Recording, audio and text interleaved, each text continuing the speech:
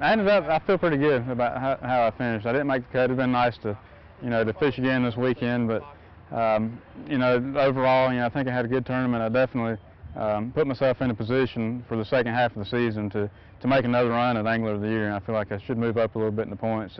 If not, then at least we'll stay about where I am. So, if you can be in the top 10 of the points, going into that downhill stretch of the season, you're in good shape and you have a shot. And so, I'm definitely looking towards that, and have that in my sights. It'd be nice to win Angler of the Year again, absolutely.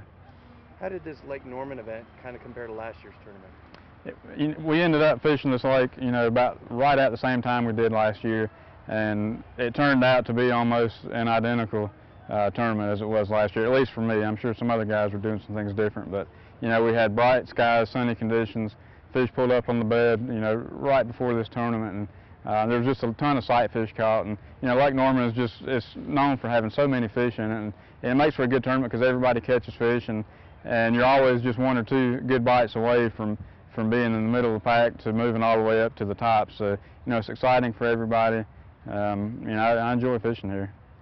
What were your main techniques this week? What were you mainly throwing? The majority of my fish I caught this week were bedding fish. I was catching some just fishing, but I'm sure that they were probably bedders as well.